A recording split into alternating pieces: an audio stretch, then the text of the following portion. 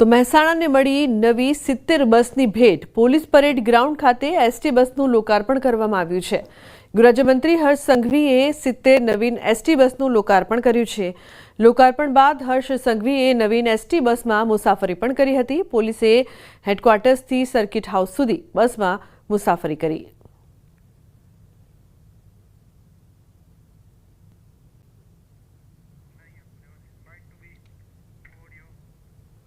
પૂનમના નિમિત્તે જગતજનની માં અંબાજીના દર્શનાર્થે જતા ભક્તોની સુવિધા માટે વધારાની એક્સ્ટ્રા બસોનું બી આજથી સર્વિસ ચાલુ કરવામાં આવી છે। ગાયને રાજ્ય માતાનો દરજ્જો આપવાની માંગ સાથે કચ્છમાં મહંત યોગી દેવનાથ બાપુ ઉપવાસ પર બેઠા હતા, પરંતુ મુખ્યમંત્રી ભૂપેન્દ્રભાઈ પટેલે બાહેંધરી આપતા બાપુને પારણા કરાવાયા છે। છેલ્લા 8 દિવસથી અનશન પર હતા યોગી દેવનાથ બાપુ।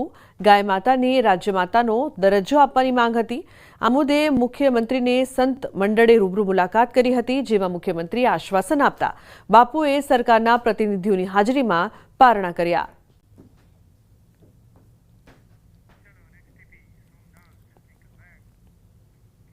પ્રથમ જ્યોતિર્લિંગ સોમનાથ મહાદેવના સાનિધ્યમાં ભવ્ય ઇતિહાસનું પુનઃ ઉત્થાન થયું છે। પવિત્ર શ્રાવણ માસના 30 દિવસમાં 16.17 લાખથી વધુ ભક્તોએ સોમનાથ મહાદેવના દર્શન કર્યા। દુનિયાના 50થી વધુ દેશોમાંથી 18.32 કરોડ ભક્તોએ ઓનલાઈન દર્શનનો લાભ લીધો। ટ્રસ્ટના સ્વાગત કક્ષથી 20,000થી વધુ સિનિયર સિટીઝનને દર્શન કરાવાયા, તો 1.75 લાખ લોકોએ આરોગ્ય મહાદેવનો ભોજન પ્રસાદ। આ શ્રાવણ માસમાં રેકોર્ડ 800થી વધુ ધ્વજા પૂજા, 9,097 રુદ્રાભિષેકનો પાઠ, 1200થી વધુ ભક્તોએ કરી સોમેશ્વર મહાપૂજા।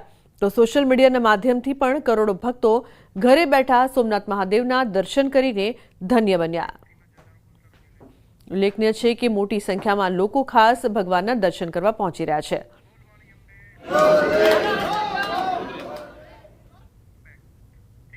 સમાચારમાં આગળ વાત કરીએ બોલ માડી અંબે।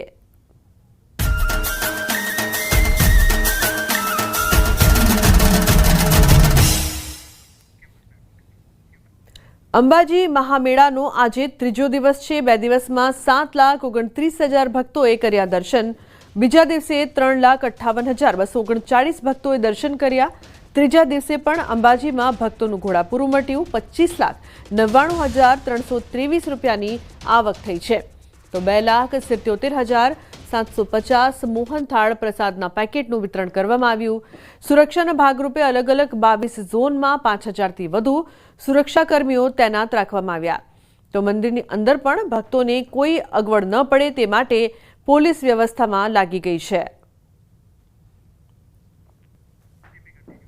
અંબાજીમાં ભરાયેલા ભાદરવી પૂનમના મેળાને લઈને ભક્તોનો અવિરત પ્રવાહ જોવા મળી રહ્યો છે।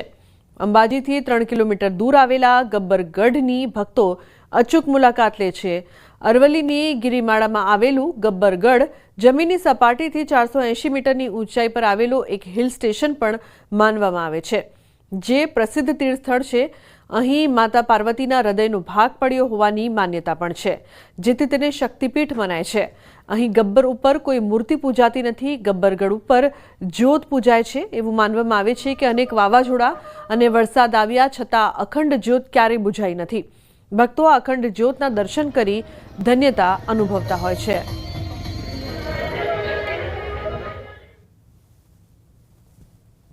મહત્વ બહુ અદ્ભુત બતાવેલું છે। શાસ્ત્રોમાં એ વર્ણન કરેલું છે કે આ વિસ્તારની અંદર ભગવતી મા જગદંબાનું હૃદય સ્થાન બિરાજમાન હોવાથી અહીંયા ભક્તોની શ્રદ્ધા અતૂટ શ્રદ્ધા સાથે સંકળાયેલા છે।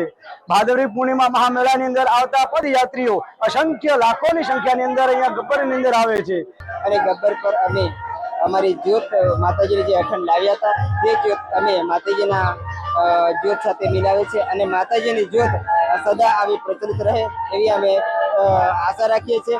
અને માતાજીના આવા સદા ભક્તો દર્શન કરતા હોય, દર્શન કરી ધન્યતા અનુભવે એવી અમે આશા રાખીએ છીએ। અંબાજીની એક કહેવત અતિ પ્રચલિત બની છે, જે ચઢે ગબ્બર ને થાય જબ્બર।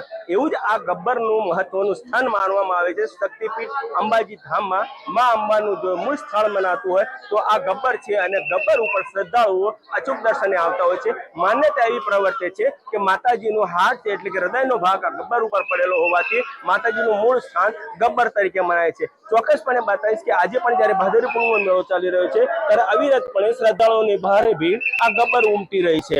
એક બીજી માન્યતા એવી પણ પ્રવર્તી રહી છે કે અંબાજીમાં છે જે કોઈ પણ જાતની મૂર્તિ પૂજાતી નથી, ગબ્બર ઉપર જે છે અખંડ જ્યોત પૂજાય છે। જે રીતે અંબાજી ધામમાં યંત્ર પૂજાય છે અને એ જ રીતે ગબ્બર ગઢ ઉપર જે ગોપ છે ત્યાં અખંડ જ્યોત પૂજાય છે। એ જ રીતે અહીંયા કોઈ પણ જાતની મૂર્તિ પૂજા થતી નથી, અને અહીંયા જ્યોત જે જળ હળે છે અનેકો વાર વાવાઝોડાને વરસાદ હોવા છતાં કદી જ્યોત બુજાણી નથી તેવો દાવો પૂજારી કરી રહ્યા છે। ત્યારે અહીંયા અવિરતપણે શ્રદ્ધાળુઓનો ભારે મેળાવડો જોવા મળતો હોય છે। હાલ તબક્કે પણ જે રીતે ભાદરવી પૂનમનો મેળો ચાલી રહ્યો છે ત્યારે ચોક્કસપણે શ્રદ્ધાળુઓ જે છે માં અંબાના દર્શને આવે છે તે અચૂક ગબ્બરના દર્શન કરી ધન્યતા અનુભવતા હોય છે। મહેન્દ્ર અગ્રવાલ, ગુજરાતી, અંબાજી। અંબાજી જતા યાત્રાળુઓનો અનોખો રથ આકર્ષણનું કેન્દ્ર બન્યો છે। શક્તિપીઠ અંબાજી ખાતે ભાદરવી પૂનમના મેળાને હવે ગણતરીના દિવસો બાકી રહ્યા છે, ત્યારે દૂર દૂરથી માઈ ભક્તો પગપાળા સંઘ લઈને અંબાજી જઈ રહ્યા છે। અમદાવાદથી એક સંઘ ગાડીઓમાં અંબાનો રથ તૈયાર કરી નીકળતા આકર્ષણનું કેન્દ્ર બન્યો। આવીને અમને બહુ જ આનંદ આવ્યો, અને એટલી સેવા સરસ છે, અને ખબર જ નથી પડતી કે અમને ક્યાં ચાલીએ છીએ। માતાજીની એટલી દયા છે, નથી કઈ થાક, કઈ દુખાવો નથી થતી, કઈ ટેબ્લેટની પણ જરૂર નથી પડતી। માતાજીના ગાડી ઉપર રથની શણગાર કરીને માતાજીની શોભા વધારીએ છીએ, અને અમે માતાજીના સાથે સાથે બધા મહિલાઓ, ભાઈઓ, બહેનો બધા સાથે ચાલીને મજા આનંદ લઈએ છીએ। અમારું 31મું વર્ષ છે।